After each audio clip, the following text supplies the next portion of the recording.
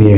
মাহফুজ আলম বলেছেন যে মুক্তিযুদ্ধের বিরুদ্ধে যারা যাবেন তারা সামনেও পরাজিত হতে বাধ্য। এরা এই জামাতি, হিজবুত তাহরীর, এদের ধর্ম দেখেছেন, এদের আচার আচরণ দেখেছেন, এরা কোন জায়গায় ব্যবসা আছে সেদিকে ঢুলে পড়ে। এই যে মুক্তিযুদ্ধ বিরোধী অ্যাটিটিউড, এই সরকারটি গঠন হবার পর থেকে এই মুক্তিযুদ্ধ বিরোধী নানা রকম অ্যাটিটিউড পূর্ণ আচরণের পর হঠাৎ করে ইউটার্ন করে এখন বলছেন মুক্তিযুদ্ধের বিরুদ্ধে যারা যাবেন তারা সামনেও পরাজিত হতে বাধ্য। এরা পারে না এমন কোনো কাজ নেই। যখন দেখছে মুক্তিযুদ্ধ বিরোধী অ্যাটিটিউডে বাংলাদেশি সেন্টিমেন্ট এদের বিরুদ্ধে যাচ্ছে, তখন সাথে সাথে ইউটার্ন। বাংলাদেশের মানুষ যদি এদেরকে না চেনে, এখন পর্যন্ত বাংলাদেশের মানুষ বহুত সাফার করছে, বহুত ভুক্তভোগী এই মুহূর্তে, সামনের দিনগুলোতে আরো ভুগতে হবে। এদেরকে চিনতে হবে এরা ৭১-এর পরাজিত শক্তি, এরা আমাদের মুক্তিযুদ্ধের বিরোধী শক্তি, বৈষম্য বিরোধী ছাত্র আন্দোলন বলা হয়। আমি এদেরকে বলি, বা আমার শ্রোতারা বলেছেন বা এদের নাম দিয়েছেন, নাম পাল্টিয়ে মুক্তিযুদ্ধ বিরোধী ছাত্র আন্দোলন বলা হয়।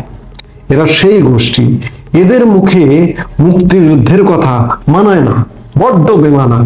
ভূতের মুখে রাম নাম একটা কথা আছে না, এদের ক্ষেত্রে সেটি প্রযোজ্য। মাহফুজ আলম ফেসবুক পোস্টে গতকাল একটি স্ট্যাটাস দিয়েছেন সন্ধ্যাবেলা।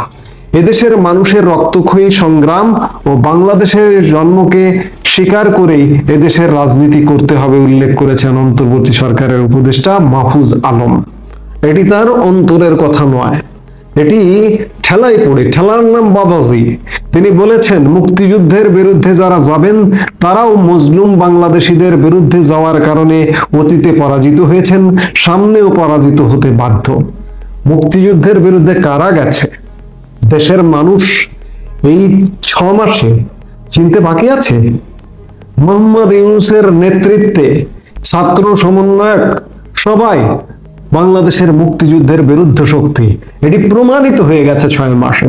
গতকাল মঙ্গলবার এক ফেসবুক পোস্টে এই কথাগুলো বলেছেন মাহফুজ আলম।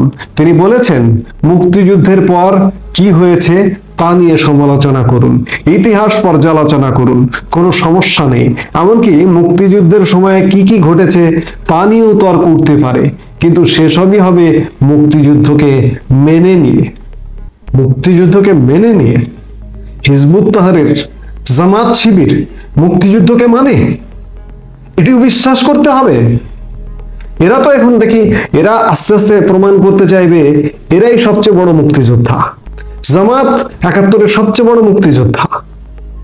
আমি অনলাইনে একটা বই ঘুরে বেড়াতে দেখছি, এই মুহূর্তে নামটি ঠিক এক্সাক্ট মনে পড়ছে না, যে জামাত মুক্তিযুদ্ধের বিরোধী ছিল না, এমন সম্ভবত এমন একটি শিরোনাম। এরা নানা রকম গাল গল্প রচনা করবে যে জামাত মুক্তিযুদ্ধের বিরোধী ছিল না, জামাত মুক্তিযুদ্ধ করেছে।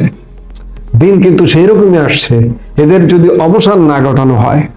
এ প্রসঙ্গে উদাহরণ দিয়ে মাহফুজ আলম ফেসবুক পোস্টে লিখেছেন, যেমন শেখ মুজিবের ফ্যাসিস্ট হয়ে ওঠা নিয়ে আমরা বলবো, উনি ফ্যাসিস্ট ছিলেন, কিন্তু বাংলাদেশের জন্মে অনেক জাতীয় নেতৃত্বের মতো ওনার অবদান অনস্বীকার্য।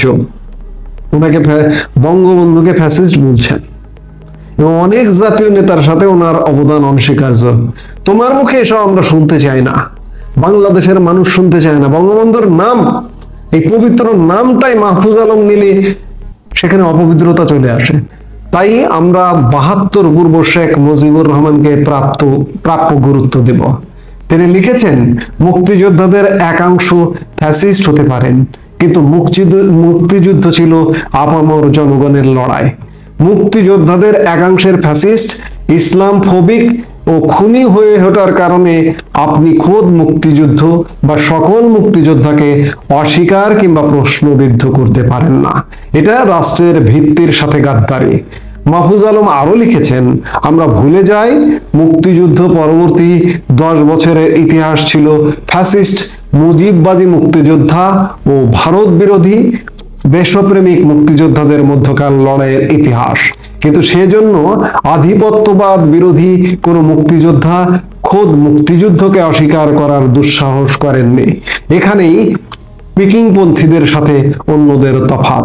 এদেশের মানুষের রক্তক্ষয়ী সংগ্রাম ও বাংলাদেশের জন্মকে স্বীকার করেই এদেশে রাজনীতি করতে হবে উল্লেখ করে মাহফুজ আলম লিখেছেন, এর কোনো ব্যত্যয় হলে আপনাদের আমরা বাংলাদেশের পক্ষের গণ অভ্যুত্থানের পক্ষের শক্তি হিসেবে মেনে নেব না। 24-এর গণ অভ্যুত্থানের মুক্তিযুদ্ধের পরে ফ্যাসিস্ট মুজিববাদী প্রকল্পের বিরুদ্ধে অভ্যুত্থান, বাকশালের বিরুদ্ধে অভ্যুত্থান হিসেবে বর্ণনা করে মাহফুজ আলম লিখেছেন, কিন্তু মুক্তিযুদ্ধেরই ঐতিহাসিক ধারাবাহিকতা। এই গণ অভ্যুত্থানে বরং শেখ পরিবার ও মুজিববাদী প্রকল্প থেকে মুক্তিযুদ্ধ রিক্লেমড হলো।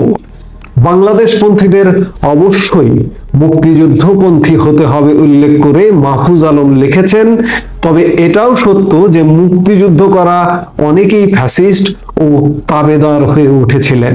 আজ তারা ছাত্র জনতার কাছে পরাজিত হয়েছেন। মুক্তিযুদ্ধের বিরুদ্ধে যারা যাবেন তারা মজলুম বাংলাদেশের বিরুদ্ধে যাওয়ার কারণে অতীতে পরাজিত হয়েছেন, সামনেও পরাজিত হতে বাধ্য। জুলাই জাতিকে ঐক্যবদ্ধ করার সুযোগ নিয়ে এসেছে মন্তব্য করে উপদেষ্টা মাহফুজ আলম লিখেছেন, লীগের সাথে বিচার সম্পন্ন করে রিকনসাইল করতেও আমরা আগ্রহী ছিলাম, অথচ দিল্লির আশ্রয় থেকে দেশ বিরোধী চক্রান্ত করাকে তারা বেছে নিল।